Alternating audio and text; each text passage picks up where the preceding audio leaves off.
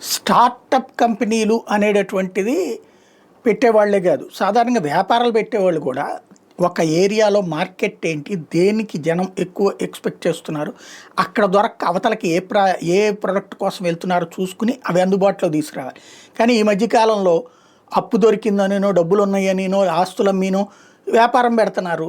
అది వాళ్ళకి చేతనైన వ్యాపారం పెడుతున్నారు. అది ఆ ప్రాంత మార్కెట్ వర్కౌట్ కాకపోతే మూసేస్తున్నారు. ఇట్లాగా అనేక వ్యాపార సంస్థలు మూతపడుతున్నటువంటివి ఉన్నాయి. అదే సందర్భంలో ఇప్పుడు స్టార్టప్ కంపెనీలు కూడా ఇట్లాగే మూతపడుతున్నాయట.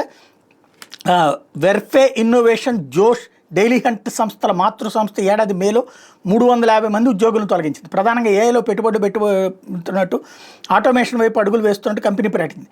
కోడ్ ప్యారెట్, సటల్ ఏఐ, ఊరి, లోకేల్ ఏఐ, అస్త్ర ఇలాంటి ఏఐ స్టార్టప్లు ఇటీవల కాలంలో చాలా మూతపడ్డాయి. ఇందుకు ఏఐలో వేగంగా వస్తున్న మార్పులు, మారిపోతున్న సాంకేతికత, అధికమవుతున్న పోటీ, నిధుల సమస్య, పెరుగుతున్న వ్యయాలు ఇలాంటి అనేక రకం. ChatGPT ఎంట్రీ వచ్చిన తర్వాత సంవత్సరం అంటే 2023లో భారత్ ఏకంగా 15,921 టెక్ స్టార్టప్లు మూతపడ్డాయి. అంతకుముందు ఏడాదిలో ఈ సంఖ్య కేవలం 2,101. 2024 12,717 స్టార్టప్లు కనుమరుగైపోయినాయి. షట్టలు దించేసిన కంపెనీల సంఖ్య 2022 వరకు 4 అంకెలకే పరిమితం అయితే గత 2 ఏళ్లలో అనూహ్యంగా 5 అంకెల స్థాయికి చేరడం ఆందోళన కలిగిస్తుంది. అంటే అనేక మంది సాఫ్ట్వేర్ ఇంజనీర్ల ఉద్యోగాలు పోతున్నాయి అన్నమాట. ఇది ప్రస్తుతం జరుగుతున్నటువంటి సమస్య.